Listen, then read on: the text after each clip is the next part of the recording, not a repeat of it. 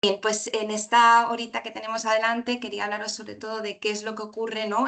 Algo que ocurre frecuentemente, podríamos decir todos los días en nuestras empresas, ¿no? También en las empresas que tenemos en Baleares, ¿no? Y posiblemente pues también ocurra dentro de vuestras empresas, ¿no? Aunque no siempre lo sepamos ver, ¿no? Y hablaremos concretamente de lo que son violencias machistas y el impacto que tienen, por lo tanto, en el entorno laboral.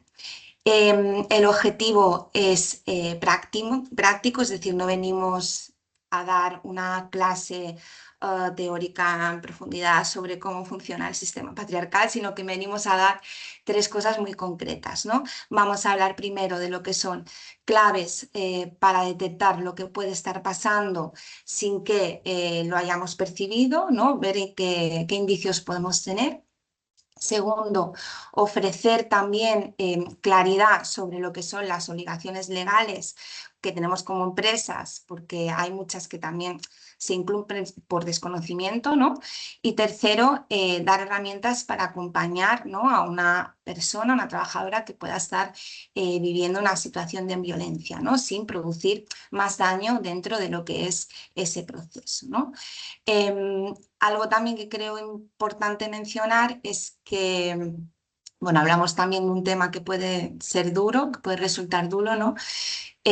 Algunas cosas pueden remover incluso a quienes estáis del otro lado de la pantalla, ¿no? Y por eso si hace falta un momento para pausar o desconectar la cámara o salir un momento adelante sin problema, ¿no? Y un mensaje principal también hoy es que cuidarse es importante, ¿no?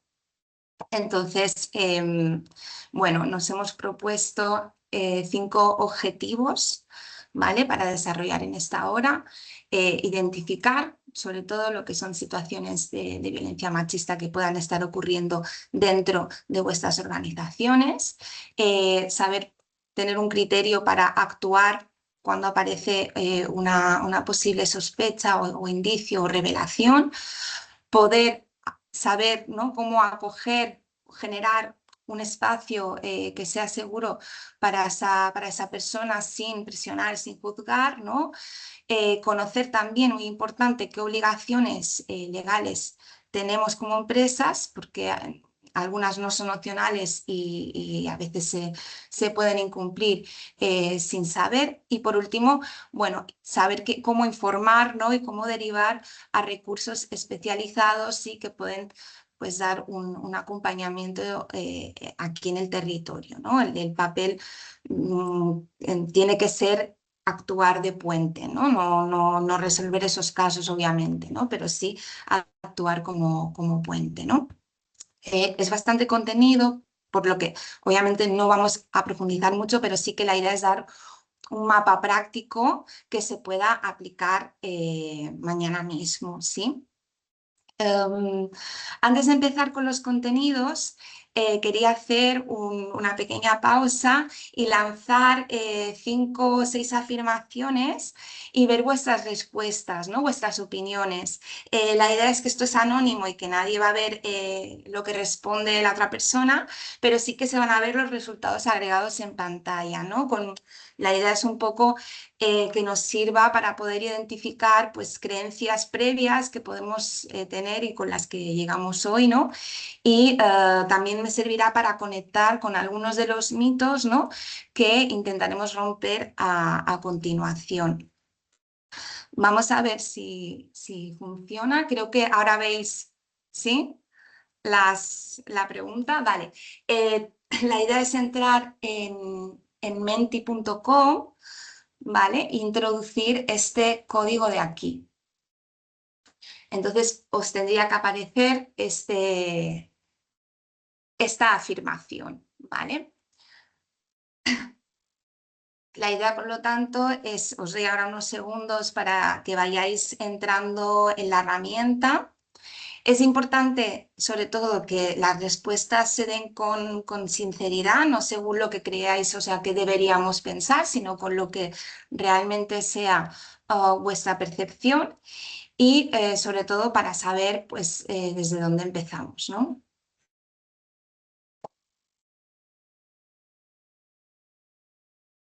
Vale, ya tenemos 4 respuestas. Muy bien. Doy unos segundos más por si alguien tiene que responder y pasamos a ver el resultado.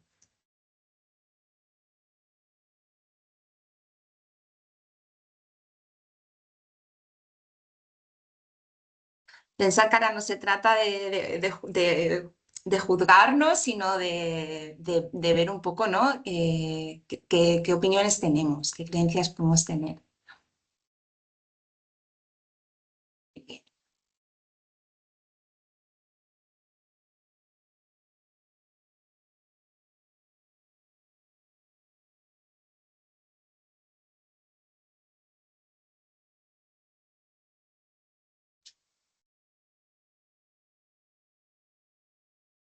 Disculpa, porque ahora lo he perdido.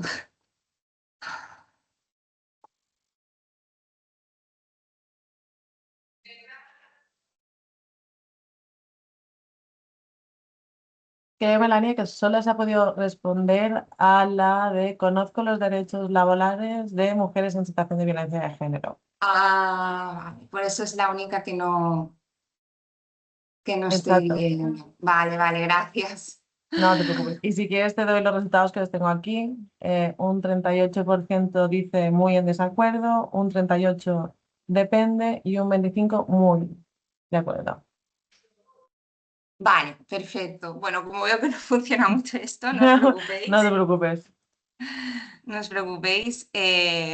Os comento las afirmaciones que tenía preparadas, ¿vale? Que creo que será más ágil. Por un lado era esta, la violencia machista en el ámbito laboral es algo poco frecuente, que es la primera que os estaba mostrando. Em, bueno, veremos más adelante, concretaremos por qué esto es una idea que es falsa, ¿vale? La segunda afirmación que os tengo preparada es la de si una compañera estuviera en situación de violencia machista, violencia de género, lo notaríamos enseguida. ¿Vale? Muchas veces cuando preguntamos esto, la gente cree que sí, ¿vale? Luego más adelante veremos que hay señales que son mucho más sutiles, que no resultan tan obvias, ¿no?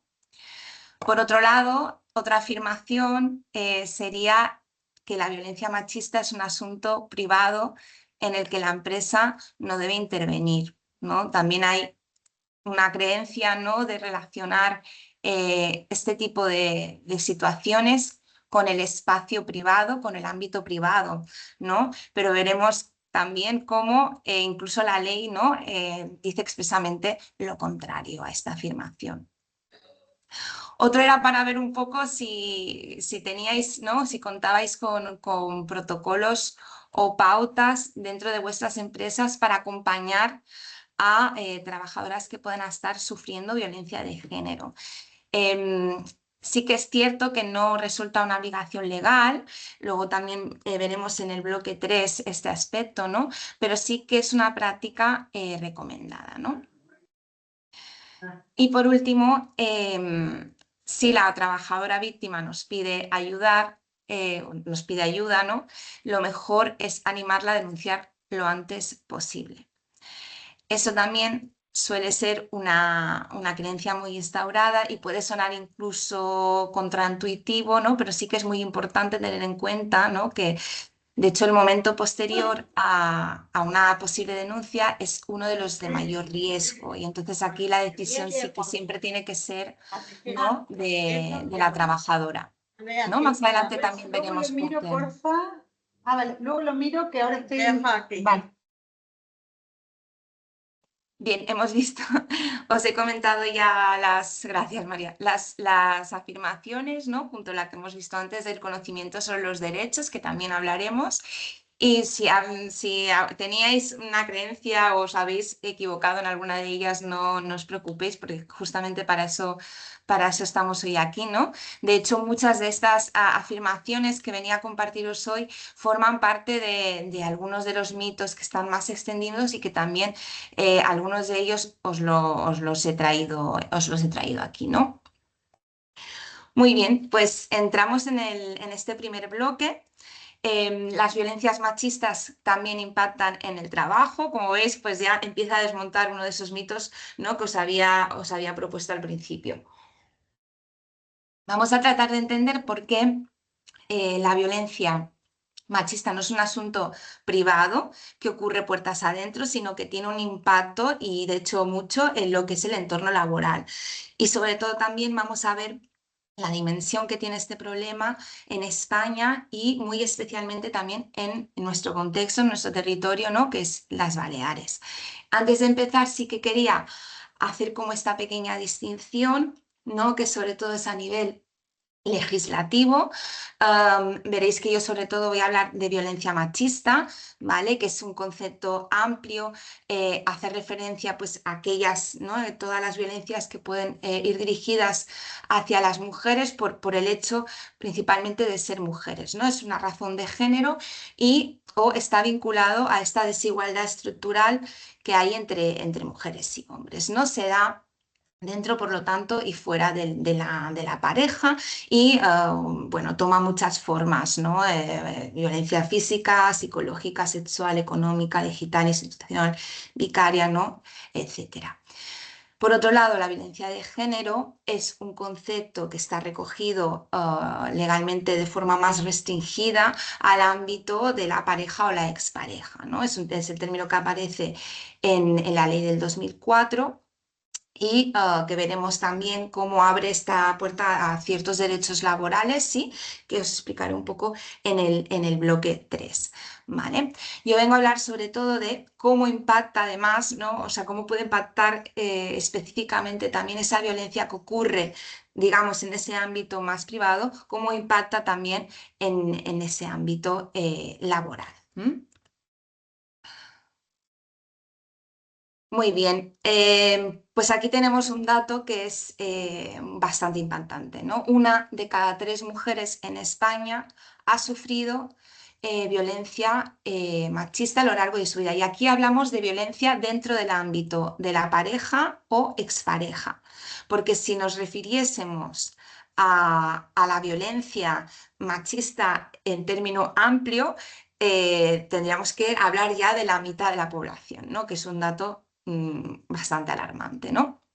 Cuando hablamos de 1 de cada 3 mujeres, si os paráis a pensar un momento, fijaos, ¿no?, en las mujeres que pueden formar parte de vuestros equipos, de vuestra plantilla. 1 de cada 3 es una estadística que necesariamente indica que en nuestros entornos, en nuestro día a día, nos cruzamos constantemente, ¿no?, con estas personas. Es decir, podríamos hacer un cálculo, ¿no?, a grosso modo con esta media, y si tenemos una plantilla de 30 mujeres, perfectamente 10 podrían estar en algún momento atravesadas, ¿no?, por esta violencia, ¿no? Y si tenemos 60, 20, es decir, estadísticamente esto no es una opinión, sino que es un dato que se puede calcular, ¿no?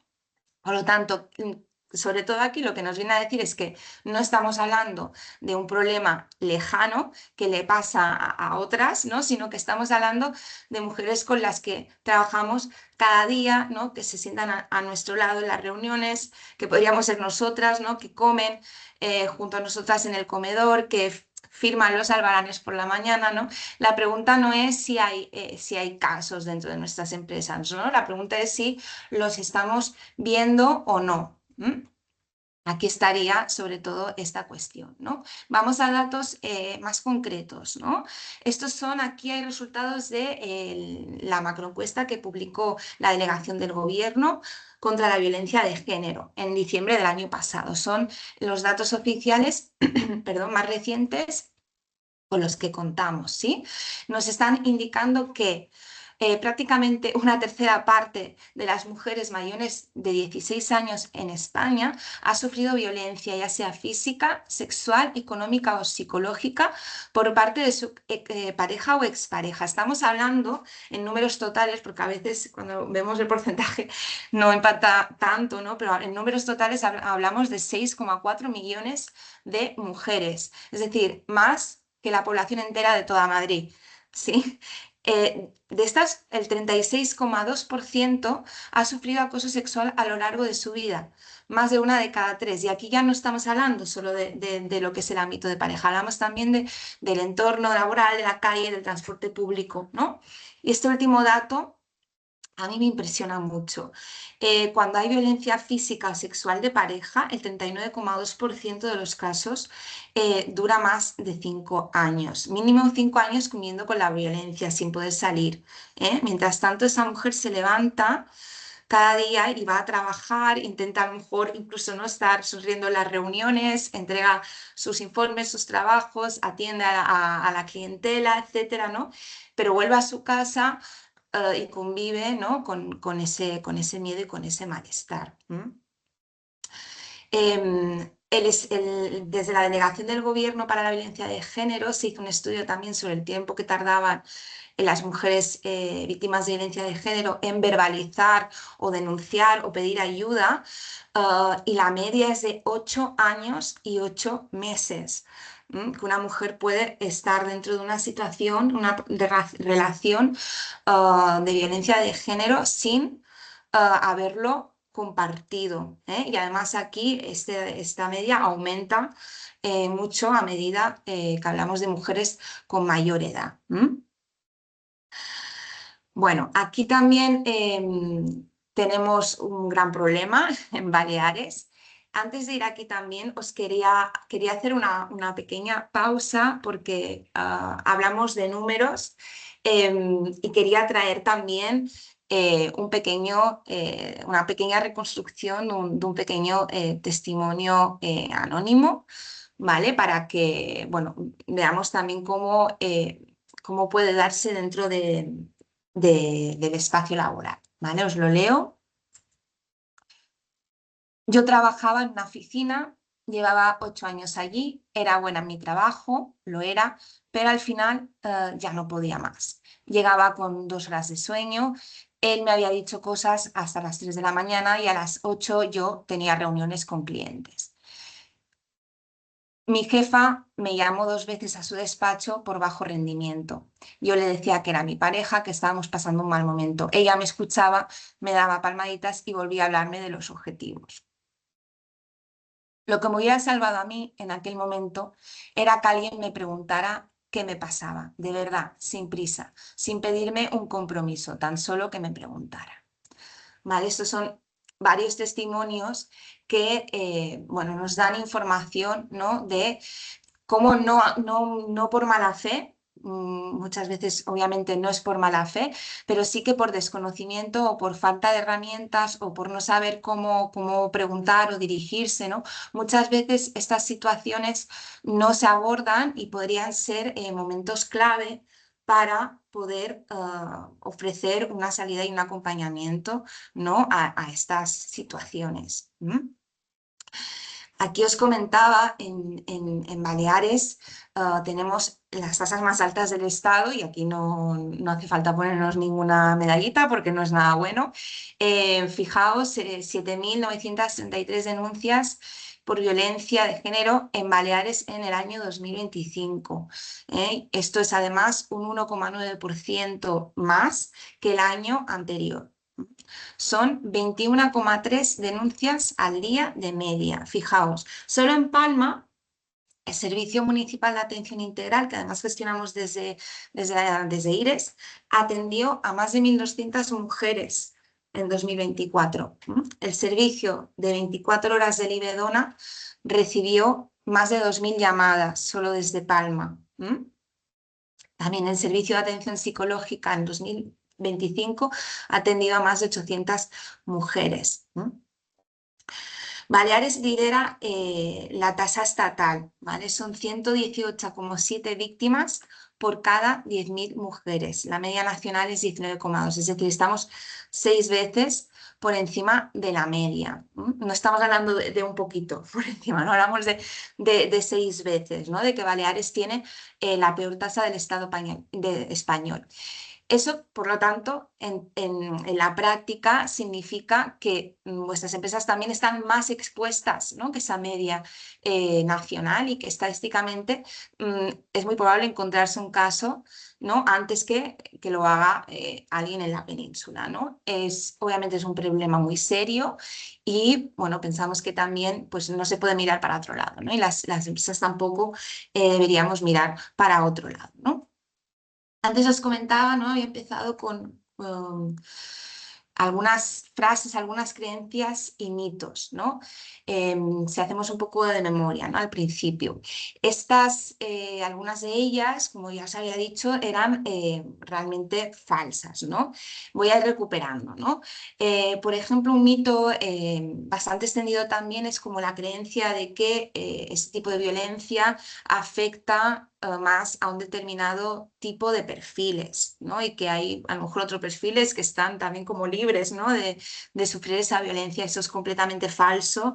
Le pasa o le puede pasar a cualquier mujer, en cualquier sector, en cualquier nivel. Se puede ver y lo vemos en directivas, en autónomas, en operarias, en sanitarias, en limpiadoras, da igual la profesión, no discrimina, ¿no? Es un tipo de violencia que no discrimina por el nivel socioeconómico, por la edad o por el origen. Pueden haber situaciones que hacen que las mujeres estén en pues, una situación de más vulnerabilidad para salir de esa violencia, ¿no? Eso sí, también sabemos, ¿no?, por las estadísticas, que las mujeres que más denuncian son aquellas que tienen perfiles socioeconómicos más altos, ¿no?, porque pueden tener más acceso a información o a recursos, ¿no? Pero ocurre y puede ocurrir a cualquier mujer, ¿no? Otro mito muy extendido también, ¿no?, que es la creencia a lo mejor de en mi empresa eso no pasa, ¿no? Esto yo lo escucho mucho, ¿no? Y siempre la respuesta es la misma, es que por estadística tiene que pasar, ¿no? Si tienes mujeres en la plantilla, pues es que van a haber casos, ¿no? La cuestión no es tanto si los hay, sino esa cuestión, ¿no?, de si los estamos viendo, si somos capaces de poder identificarlos, ¿no? Y la idea al final también de hoy es que sí que sepamos verlos, ¿no?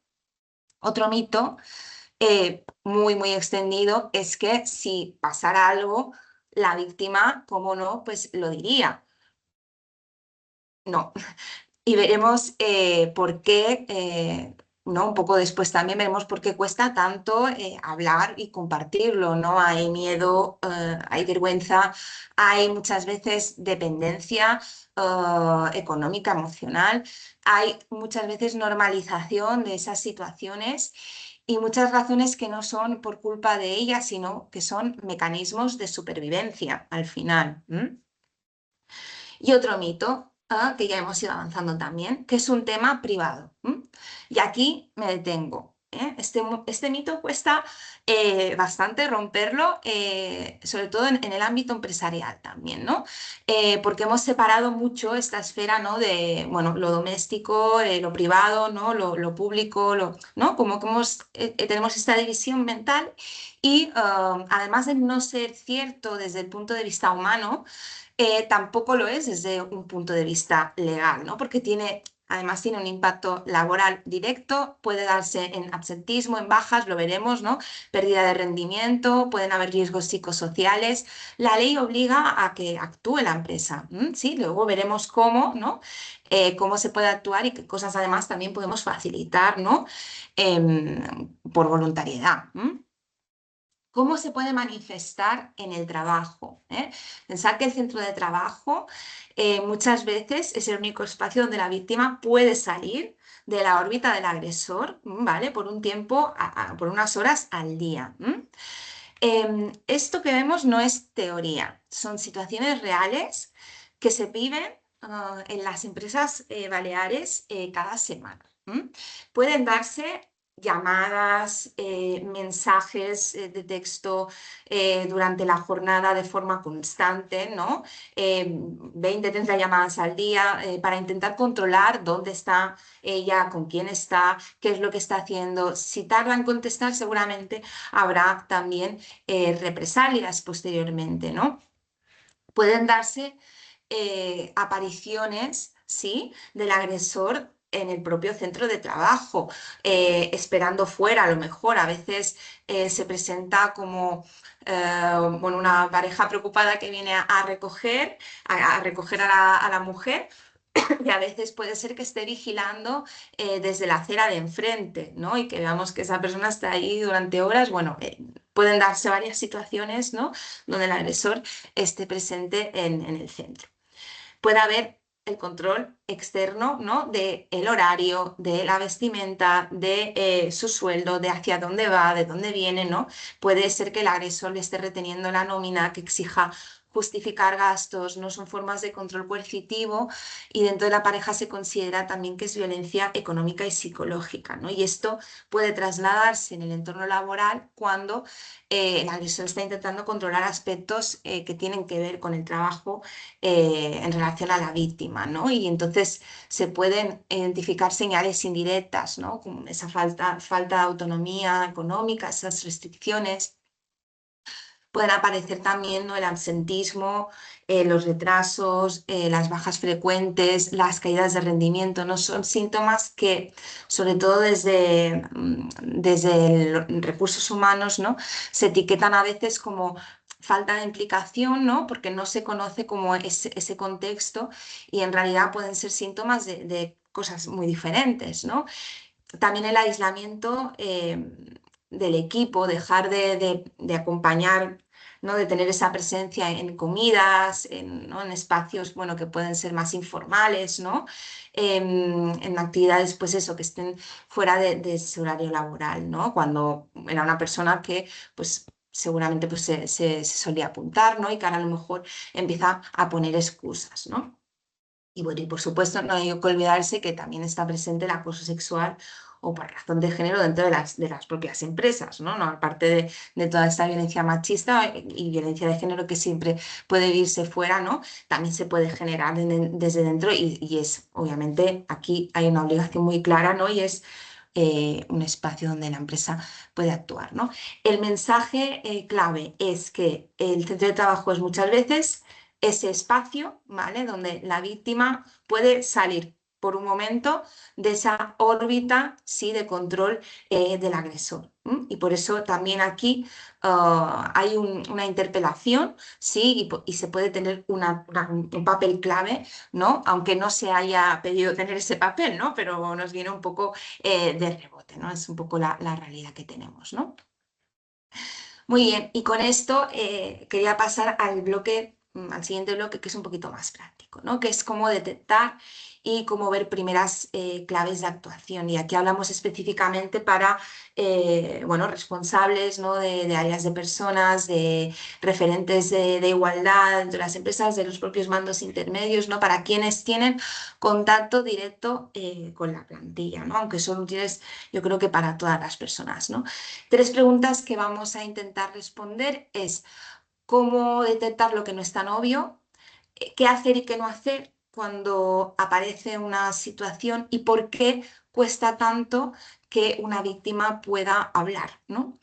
Y vamos a empezar por algo conceptual que yo creo es clave, ¿no? La violencia no es solo la agresión física. Esto que parece tan obvio en abstracto, en la práctica muchas veces se nos olvida, ¿no?, o queda un poco más difuminado. La agresión física es solo la punta del iceberg, ¿no? Si viésemos un iceberg de hielo, esa punta no serían esas agresiones físicas más claras, ¿no? Aquí tenéis una pirámide, es importante porque nos ayuda a entender qué es lo que la sociedad está sancionando y aquello que tolera, ¿no?, que son cosas distintas. En esta parte más visible, que os he puesto sobre todo en rojo, ¿no?, es lo que sí que sancionamos, ¿no?, aquello muy evidente, ¿no?, el asesinato, la agresión física, la violación, el abuso sexual, amenazas, gritos, insultos. Esto sale todos los días en telediarios, esto va al juzgado. Cuando ocurre, todo el mundo lo reconoce como violencia, ¿no?, lo condena, ¿no? Pero la pirámide tiene una base que es mucho, mucho más amplia, ¿no? Tendría que ser, de hecho, mucho más grande, ¿no? Es toda esa parte del iceberg que está sumergida sobre esa superficie y que se vuelve, por lo tanto, invisible, ¿no? Lo toleramos diariamente sin nombrarlo muchas veces como violencia, ¿no? Le quitamos peso. Son actitudes como pueden ser la humillación, desvalorizar, ignorar de una forma sistemática el desprecio, la culpabilización, el chantaje emocional. Raramente algo así sale en los telediarios, ¿no?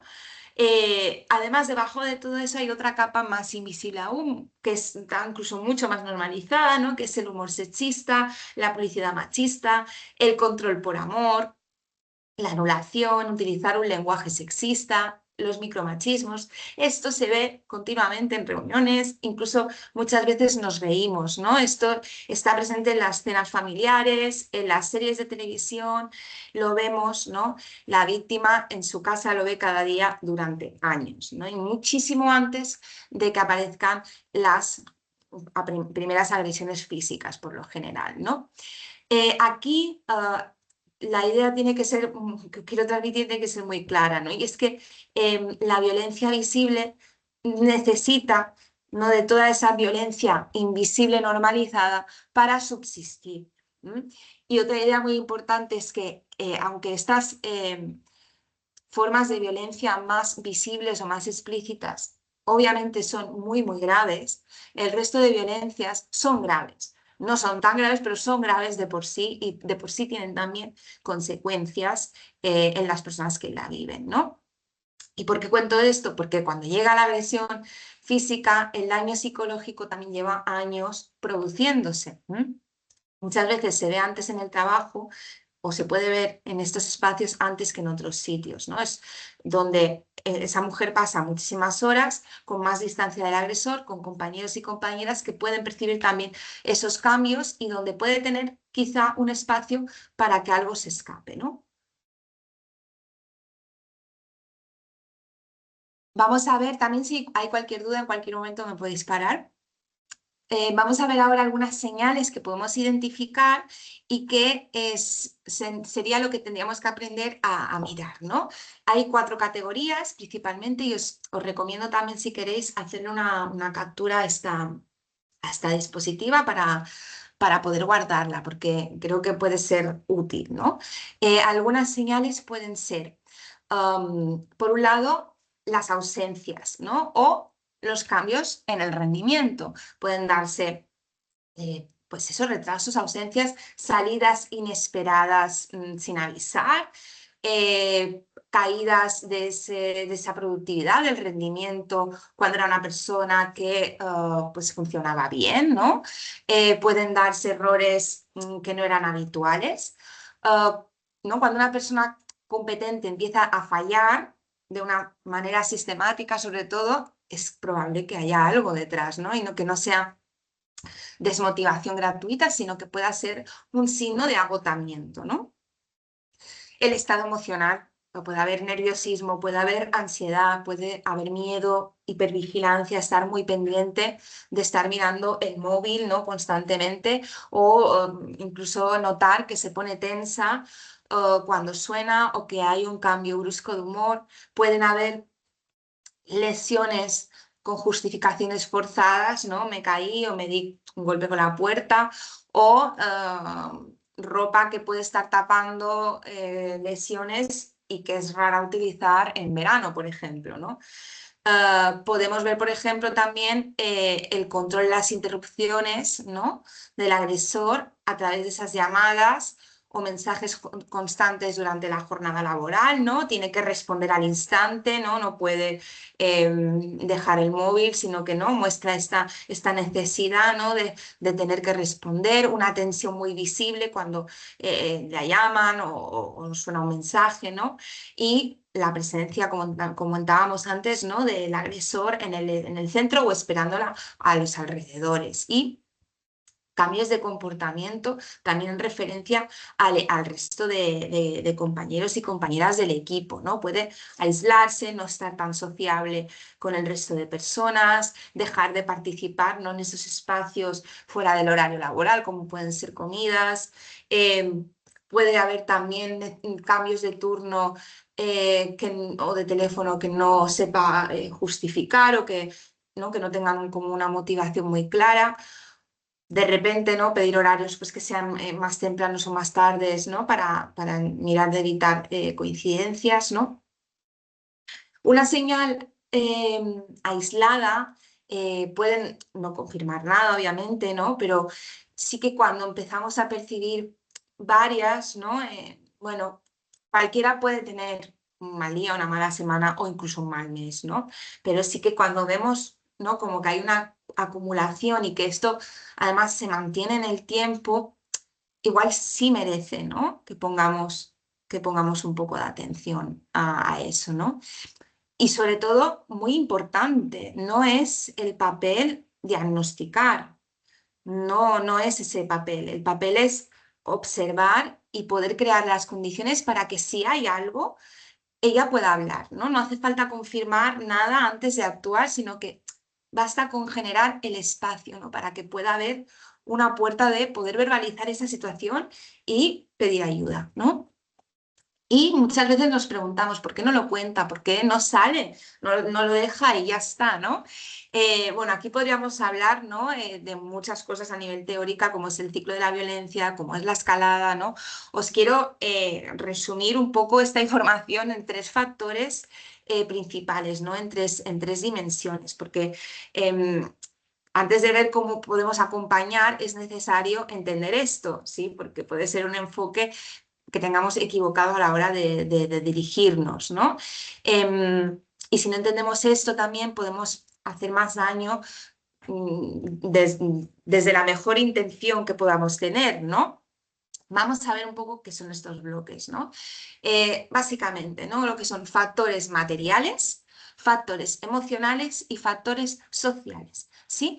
Uno de los, obviamente cuando, ¿no?, he dicho que podría hablar de la escala de la violencia, cuando una relación empieza, obviamente tú no vas y te juntas con una persona que es agresiva y desagradable contigo, ¿no? Normalmente esto no ocurre así, ¿no? Se habla de este love bombing al principio de las relaciones, ¿no?, que todo es maravilloso y que tú idealizas a esa persona y que únicamente te muestra y ves, ¿no?, esta parte bonita y súper atractiva, ¿no? Entonces, cuando ya suceden esta violencia, uno ya se encuentra dentro, ¿no?, de esa relación con un vínculo de apego, ¿no? Y además se empieza normalizando, ¿no?, pequeñas conductas y uno de los primeros mecanismos que tiene el agresor es ir aislando a la víctima, ¿no? Ir creando una dependencia mayor. Como vemos, además esta dependencia se da en estas 3 dimensiones o bloques que os he puesto aquí, ¿no?, materiales, emocionales y sociales, ¿sí? Por lo tanto, es muchas veces difícil salir de esas situaciones porque hay una dependencia económica, ¿sí? Fijaos con el tema de la vivienda actualmente cómo estamos, además en Baleares, ¿no? Lo difícil que puede ser para una mujer, ¿sí?, que además tenga una dependencia de los ingresos de la otra persona, poder salir, ¿sí?, de buscarse otra vivienda, irse con sus hijos, si es que tiene. O sea, fijaos lo complicado que puede ser, ¿no? Sobre todo cuando hay menores por el medio a cargo o otras situaciones que pueden estar interseccionando, ¿no? Situación administrativa complicada, etcétera, ¿no? Pueden haber también factores emocionales, obviamente los hay, ¿no? El miedo a que puedan haber represalias y esto es muy serio, ¿no? En las separaciones son los momentos de mayor riesgo. La mayoría de asesinatos por violencia machista suelen ocurrir en esos momentos de ruptura o poco después, ¿no? La víctima sabe que su pareja es capaz. Hay vergüenza. Yo que tengo formación, a lo mejor, ¿no?, cómo he permitido esto, puede haber dependencia afectiva después de años de manipulación, ¿no?, o la esperanza de que esa persona cambie y sobre todo puede haber culpabilización. algo habré hecho yo, ¿no? Como muchas veces se escucha esto, ¿no?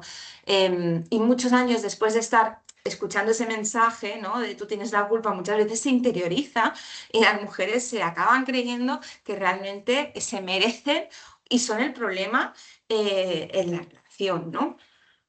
Y factores sociales, ¿no? Hay también mucho estigma. Puede haber una falta de red, ¿no? El agresor, como os comentaba, ya se ha encargado de aislarla, ¿no? Desde el principio, ¿no? Muchas veces de manera muy sutil, ¿no? Porque muchas veces no es directamente, no quiero que vayas con tus amigas, ¿no? Si es que a lo mejor me dedico a boicotear cada vez que estás quedando con tu amiga porque me pongo malo y necesito que vengas, o porque te hablo mal y te empiezo a poner dudas de esa amistad, ¿no? Es como, bueno, hay mecanismos que son más sutiles. Y que se encargan de que haya esa dependencia y ese aislamiento, con lo que es mucho más difícil salir, por lo tanto, de esa relación, de que alguien pueda identificarlo, de que te pueda ayudar, ¿no? También puede haber desconfianza institucional. Si denuncio el juzgado tarda meses, mientras tanto él sigue libre. De hecho, salía hace no mucho el dato de que el 100% de mujeres que han denunciado no lo volverían a hacer. Esto es un dato que necesita revisar qué está pasando, ¿no? Porque no asegura nada a la víctima. Entonces hay miedo también por esta parte y muchas veces el miedo a no ser creída, a ser cuestionada, a tener que revivir esa situación.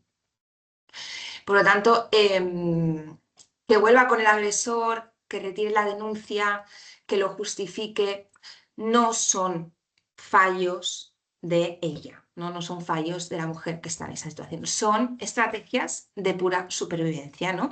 La incoherencia en el relato no es mentir, es estar traumatizada, ¿no? Si podíamos también entrar aquí a lo mejor, obviamente no nos da tiempo a ver cómo actúa todo el trauma en una mujer que está en esta situación, ¿no? Pero es normal que incluso pueda haber contradicciones, ¿no? En algo de lo que había dicho antes, cuando justifica al agresor también delante de nosotros puede pasar eso, ¿no? Hay una fase en la que la mujer obviamente pues no está en el punto de reconocer esa situación, incluso se autoculpabiliza, ¿no? Y si lo hace es porque en su análisis de costes y riesgos, que es real, eso sale más a cuenta, ¿no? Y acompañar también es respetar esas decisiones que podemos no entender muchas veces. Entonces, bueno, 5 pasos claves, ¿no? Para saber cómo acompañar, ¿no?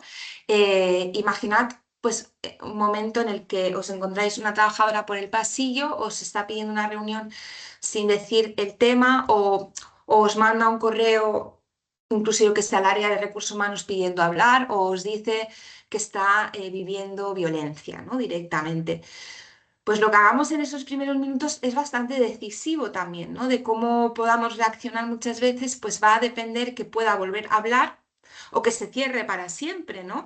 Y si la primera vez que se atrevió a decirlo, a verbalizarlo, no ha encontrado una respuesta, puede tardar años en volver a intentarlo, ¿no? Y si encuentra esa respuesta, ese momento puede ser brutal porque puede ser el principio de la salida, ¿no? Y estos 5 pasos yo creo que está muy bien poderlos tener. También comentaros que si lo queréis ahora escribir perfecto, pero la idea también es que os enviemos posteriormente, no sé si María me comentas luego igual cómo lo podemos hacer, pero os queríamos enviar también una infografía muy breve para que tengáis presente estos pasos por si necesitáis en cualquier momento y también los recursos principales, ¿no? Para poder ofrecer esa información y hacer de puente, ¿no? Con las entidades que lo trabajamos y los servicios que estamos a disposición, ¿no? El primer paso, por lo tanto, muy importante es poder generar ese espacio de confianza, ¿no? Físicamente puede ser una sala cerrada, sin interrupciones, ¿no? Que pueda haber pues, esa confidencialidad, que el móvil no esté interviniendo. Si nos dice tienes un momento y decimos sí, 3 minutos, a lo mejor es mejor agendar en otro momento que podamos escuchar, ¿no? Con calma, porque seguramente pues, 3 minutos para una situación así no serán suficientes, ¿no? Emocionalmente se trata de poder escuchar sin juzgar y sin interrumpir, ¿no? Muchas veces, y no es mala intención, ¿no? Sino que es falta de desconocimiento sobre cómo abordarlo, ¿no? Muchas veces se cuestiona, ¿no? Y se intenta con preguntas no muy directas obtener la información y no cómo tienes que contarlo. No, no, es como intentar dar el espacio y el ritmo de cada mujer, ¿no? No, y no juzgar sobre todo, ¿no? No, intentar no tener gestos de sorpresa exagerados, ¿no? Solo escuchar, ¿no? Y sobre todo creer el relato. Esto es muy importante porque es que si no, esa mujer se puede cerrar y puede no compartirlo nunca más o en mucho tiempo, ¿no? La duda es lo peor que podemos ofrecer en este momento. ¿No? Quien acude a contar algo así está pidiendo que le crea. Por lo tanto, ese primer paso de acogida es muy importante, ¿no? En la escucha, el respetar esos tiempos, si necesita silencios, dejarlos. Y bueno, a veces tenemos esa tentación de llenar esos silencios, pero es donde el espacio donde puede ordenar lo que quiere decir, ¿no? En su cabeza. Por lo tanto, es importante no presionar, no evitar consejos que intenten dar como soluciones inmediatas, sino simplemente ofrecer ese espacio para escuchar, validar lo que siente, ¿no? Obviamente frases como no es culpa tuya, no estás sola, te creo, estás haciendo bien de contarlo, ¿no? Son frases que pueden ayudar mucho también, incluso son sanadoras, ¿eh? Porque también esto es importante cuando hay una situación que es de trauma dentro de una relación, es muy importante tener relaciones ¿no? que funcionen desde este cuidado para sanar. Entonces también son sanadoras, ¿no? Otra cosa muy importante es garantizar esa seguridad, muy, muy importante, la confidencialidad, no empezar a comentar el caso, a no ser que sea algo estrictamente necesario para poderla ayudar. No por desahogarnos, obviamente, ni con recursos humanos, ni con la dirección por poner al aviso, ¿no? Solo con quien realmente sea imprescindible para activar las medidas de apoyo, ¿no? También evitar exposiciones innecesarias, no hacer esas reuniones con otras personas, no llamarla pues, por un altavoz o ponerle al aviso con un mail genérico que pueda ver el equipo, ¿no? Por otro lado, paso 4, poder orientar. Y esto es súper importante, ¿no? Por eso os decía que también os incluiremos los principales recursos, ¿no? Son recursos especializados que también veremos en este bloque 4 y son servicios profesionales, ¿no? Del Consejo, del Ayuntamiento, algunos que también gestionamos desde IRES, ¿no? Pero se trata de informar, no de decidir por ella, ¿no? Es decir, hay un servicio que se llama tal y que hace esto, este es su teléfono, si quieres te puedo ayudar a llamar, te lo dejo apuntado, pero que sea ella cuando decida cuándo y cómo hacerlo, ¿no? Se trata de acompañar sin dirigir, ¿no? Sin asumir un rol que realmente no corresponde, porque no se trata de hacer de terapeuta, ni de juzgar, ni de policía, sino de hacer de puente. Y por último, una cosa que puede ser muy positiva, adaptarse, ¿no? Ofrecer adaptaciones. Y este es un paso donde aquí sí que las empresas pueden tener un papel brutal, ¿no? Y muy concreto. Pueden activar los derechos laborales, dar flexibilidad, ofrecer cambios de centro para dar seguridad a esa mujer, permisos o ajustes de los puestos de trabajo, ¿no? Esto también lo vemos ahora en el bloque 3. ¿Qué no debemos hacer? Bueno, pues acompañar mal hace más daño muchas veces que no acompañar, ¿no? Esto se conoce como la revictimización, ¿no? Cosas que no deberíamos hacer, pues son cuestionar el relato o pedir pruebas, ¿no? ¿Estás segura de que es así? No estarás exagerando, no somos jueces. Creer es lo más reparador, Mari, ya lo hemos comentado antes, que puede haber, ¿no? No minimizar, no es para tanto, o seguro que se arregla, bueno, las parejas tienen estas cosas, porque si minimizamos, le estamos diciendo, vuelve a casa, que lo tuyo no es tan importante, ¿no? La dejamos sola, ¿no? Presionar para que denuncie o tome decisiones por ella. Aquí sí que me detengo, ¿no? Esto lo hacemos mucho con la mejor intención del mundo, tienes que denunciar, tienes que dejarlo, pero es muy contraproducente, ¿no? Porque la decisión es suya y forzar a una mujer que está en esta situación puede ponerla incluso en más riesgo, ¿eh? En el momento ya lo hemos dicho, posterior a una denuncia, es de los de mayor peligro. El agresor en estos momentos pierde el control y reacciona. Si ella no está preparada para ese momento, denunciar de forma prematura puede poner todo en peligro.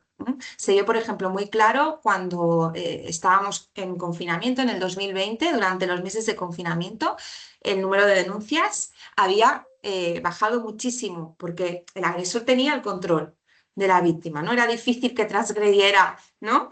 Pero en cambio, cuando hubo la desescalada, aumentó muchísimo, ¿no? Porque era este momento de pérdida de control, de donde la víctima puede salir, y es el momento más crítico, ¿no? Por lo tanto, muy importante tenerlo en cuenta. Otra cosa, ¿no? Para evitar la revictimización es evitar repetir la historia innecesariamente. Cada vez que la cuenta, esa persona revive ese trauma y si ya lo ha contado, lo que pasa, no hace falta pedir que lo cuente otra vez delante de otra persona para que lo entienda, ¿no? Si necesitamos involucrar a alguien más, somos nosotros quienes podemos contar con su permiso, pero evitar que sea ella la que esté todo el rato con este discurso, ¿no?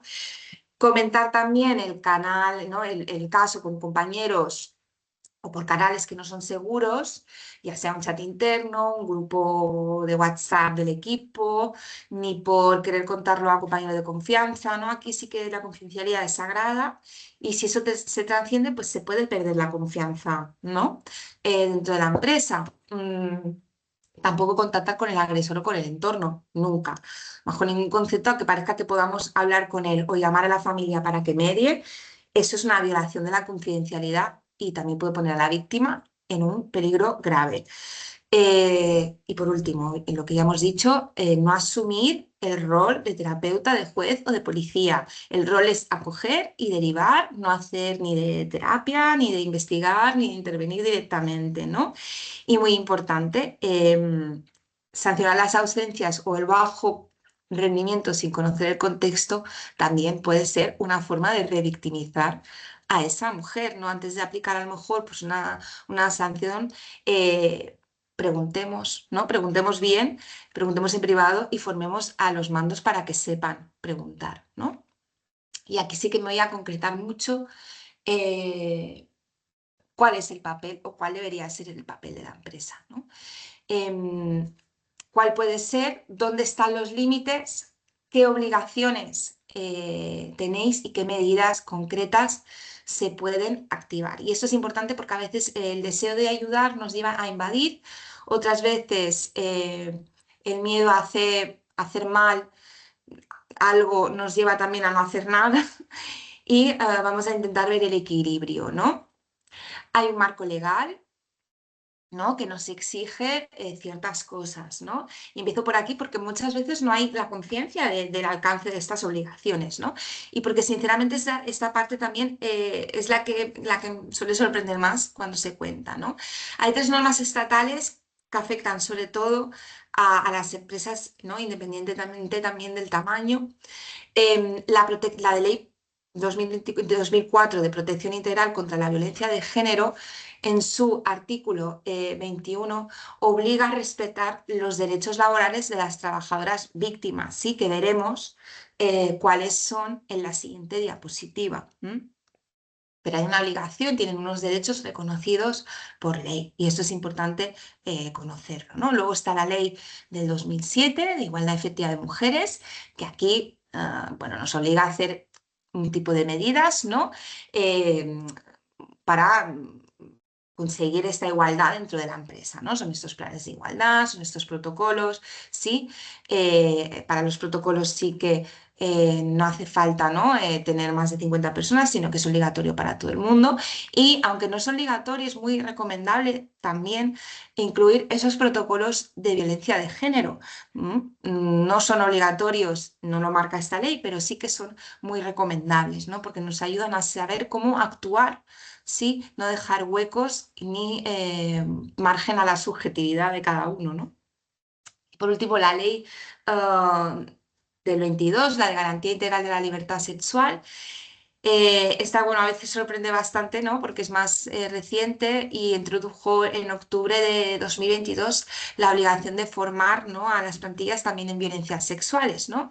Y a toda la plantilla, ¿no? También tiene un canal específico de denuncias y la aplicación del protocolo también en el ámbito digital, ¿no? Que era un aspecto que no quedaba hasta entonces recogido, ¿no?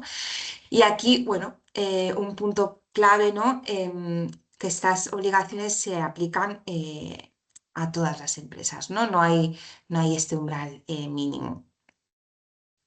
¿Cuáles son obligaciones, ¿no?, que sí que tienen que tener muchas empresas, ¿no?, y que vienen derivadas de esta legislación, ¿no?, y que comentaba ahora, ¿no? Pues ese protocolo de prevención y actuación que incluye también este ámbito digital, este canal específico de denuncias, la afirmación obligatoria a toda la plantilla, el plan en el caso de incluir a más de 50 personas en plantilla, donde es muy recomendable también incluir ese protocolo para las violencias de género.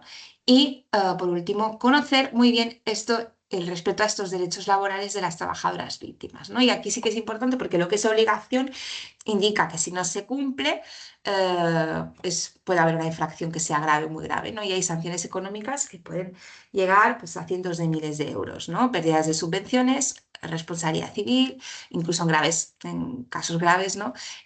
Aspectos penales, ¿no? No es una teoría, sino que la Inspección de Trabajo se dedica a vigilar, sobre todo desde 2023, este tipo de incumplimiento. Y además del riesgo legal, pues también existe el riesgo reputacional, ¿no? Una empresa balear sin protocolo de acoso en 2026 está en riesgo en este sentido, ¿no?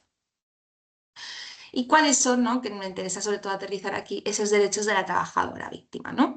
Estos son los derechos que, pues, como empresas se deben facilitar, ¿no? Está marcado por esa ley del 2004 y también por el Estatuto de Trabajadores, ¿no? Quiero que quede claro que con estos artículos, porque si toca un caso se puede, ¿no?, se puede citar en este caso, ¿no? Por un lado, la reducción o reordenación del tiempo de trabajo, ¿no? Si la víctima lo necesita, pues, por ejemplo, salir antes para poder llegar a un juzgado, se puede, ¿no?, se debe facilitar, ¿no? Por otro lado, la movilidad geográfica o el cambio de centro de trabajo, ¿no?, con esa reserva de 6 meses. Si la víctima necesita cambiar de centro porque el agresor sabe dónde trabaja, ¿vale?, también se tiene que facilitar ese traslado, ¿no? Si hay varios centros, esto puede ser viable, ¿no? Y de esta manera la trabajadora conservaría la posibilidad de volver durante 6 meses al centro de origen, ¿no? Por otro lado, la suspensión de contrato con una reserva de puestos, si la víctima lo solicita, ¿no? Se puede pedir esta pausa larga sin perder el vínculo contractual, ¿no?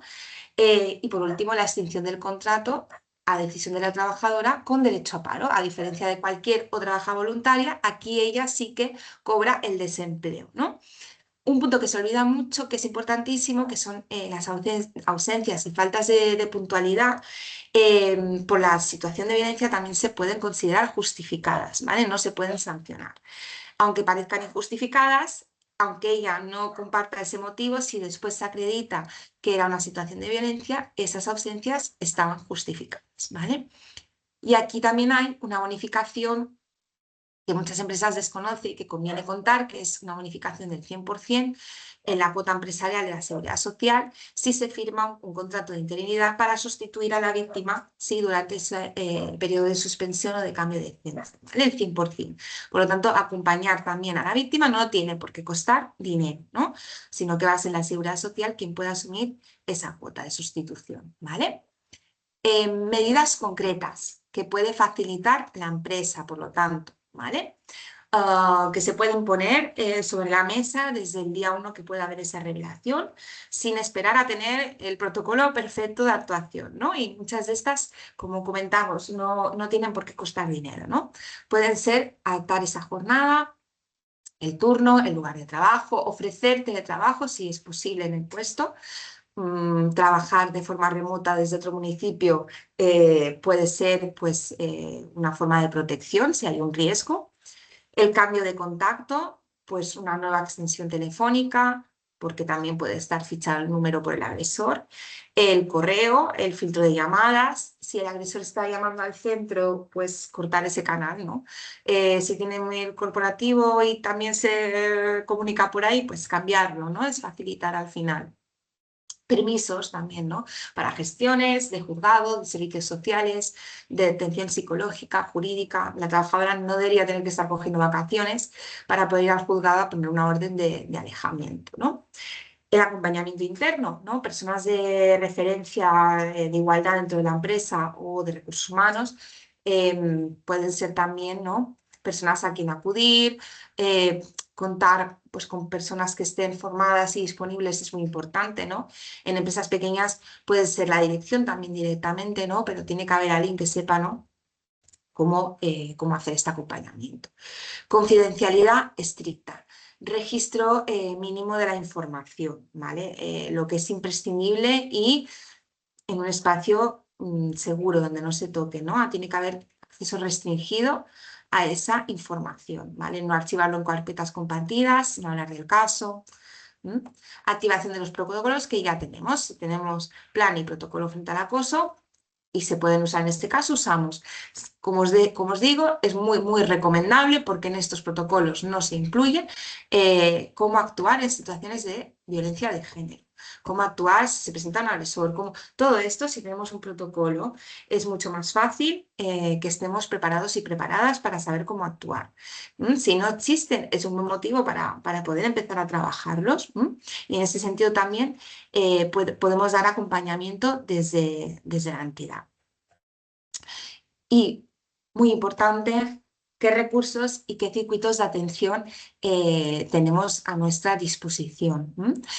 Esto es lo que hay disponible más allá de la empresa. Aquí el papel, como decíamos, vuestro papel acaba donde empieza el servicio especializado, ¿no? Se trata de poder orientar y derivar y que sean estas personas que atiendan, ¿no? Por lo tanto, no tenéis ni vais a tener todas las respuestas, sino que tenéis que saber dónde las van a encontrar, ¿no? Dónde dirigir. Hay números de urgencias, ¿vale? Que los tenéis aquí arriba en rojo, de 24 horas. El 016, que también es muy importante que sepan que es un número que no deja rastro, ¿sí? La factura telefónica, que se necesitan llamar en cualquier momento, pues está abierto y es gratuito, ¿vale? El 112, obviamente, si hay un peligro inmediato y es una situación de emergencia, ¿vale? Dentro del Consell contamos con varios servicios. El Centro de Información de la Mujer es un espacio donde se cuenta con asesoramiento jurídico, ¿vale? Hay trabajadoras sociales y hay también soporte psicológico. Desde ahí se deriva, ¿vale? Por ejemplo, el servicio de atención psicológica. Existe también el centro Libertas, juntamente con el servicio de atención psicológica, esto lo gestionamos desde IRES. El centro Libertas es para atención 24 horas de agresiones sexuales, ¿vale?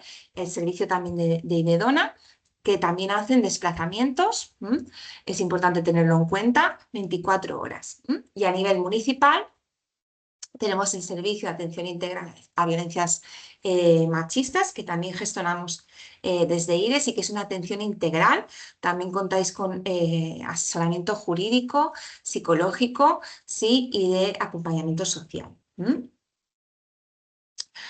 Esto es importante, como os decía, os repartiremos estos recursos para que los tengáis a mano. Y que las podáis tener pues impresa, a lo mejor incluso ¿no? en las oficinas, porque son recursos que, bueno, siempre va a estar bien que los tengáis a mano. Por último, que no me quiero extender mucho más, que ya veo que llevamos un poquito más de una hora. El quinto bloque es muy breve, simplemente es para explicaros quiénes somos y cómo trabajamos desde nuestra entidad, desde Fundació IRES. Y os lo cuento brevemente porque quiero dejar tiempo también para vuestras preguntas en el caso de que haya, que creo que es donde también puede conectar, ¿no? Con vuestra realidad, ¿no? IRES nació como fundación privada, como Instituto de Reinserción Social en 1969. Por lo tanto, hay una experiencia, ¿no?, de más de 50 años trabajando con personas que están en situaciones de vulnerabilidad.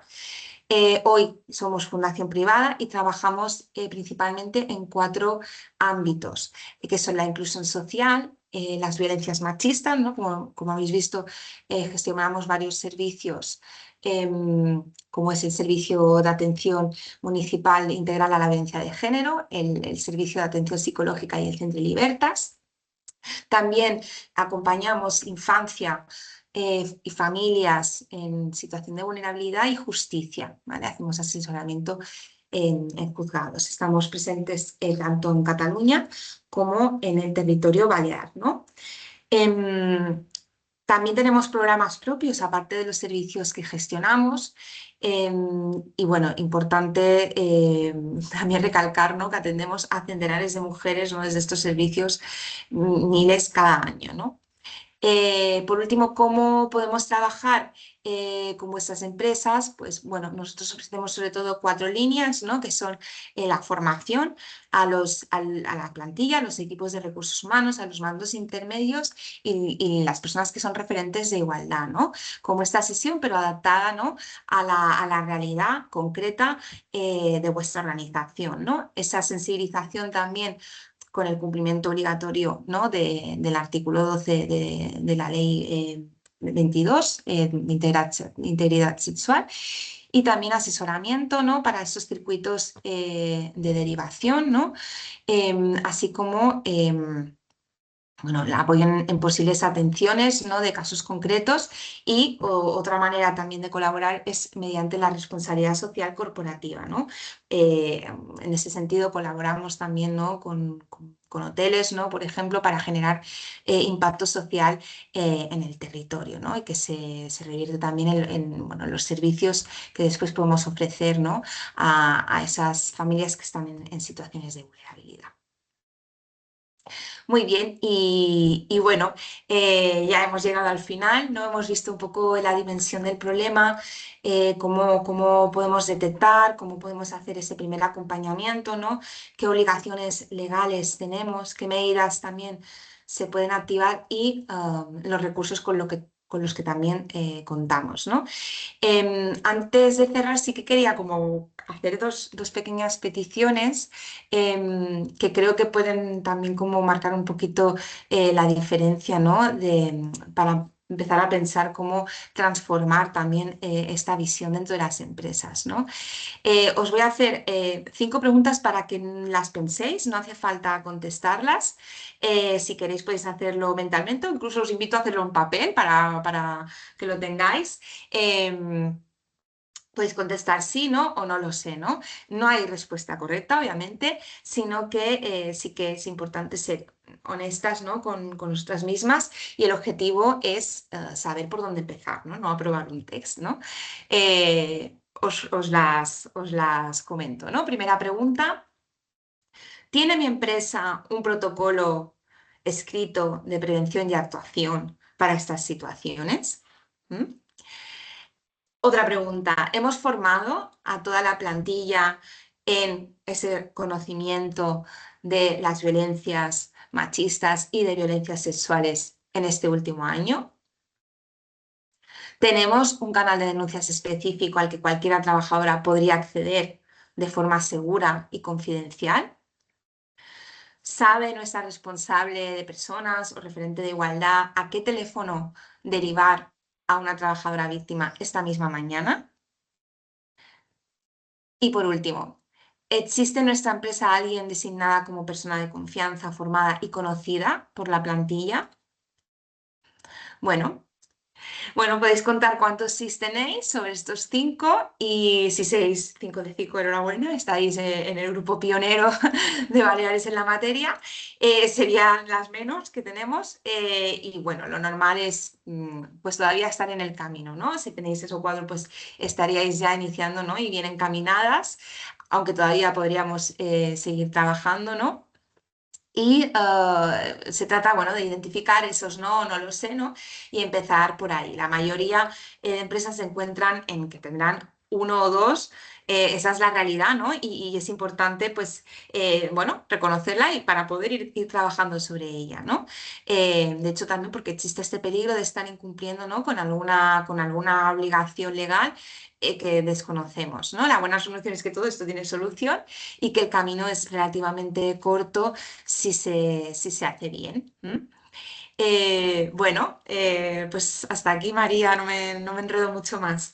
A ver, nosotros poniendo un poquito también más de énfasis en las 5 preguntas que has hecho desde CAEP, pues obviamente aludimos a que todas las empresas espero que tengan ese sí y que esos 5 síes y que si no no los tienen y quieren tenerlos, que obviamente abrimos las puertas para cualquier tipo de asesoramiento para que sean 5 síes. Yo nada más que añadir, solo un agradecimiento, sí que hacer un poquito de reflexión sobre lo que tú has comentado varias veces, que tenemos que tener claro que desde las empresas nuestro papel no es diagnosticar y creo que esto es una de las cosas que más nos cuesta, ¿no? Al principio que vemos una situación dentro de nuestra plantilla, el querer hacer un poco de más. Lo que tenemos que hacer es ser de puente, ¿no? Y esto creo que es un mensaje que tenemos que tiene que calar, sobre todo después de esta sesión y sobre todo crear ese espacio seguro, ¿no? Porque como bien has comentado, hay muchísimos estudios.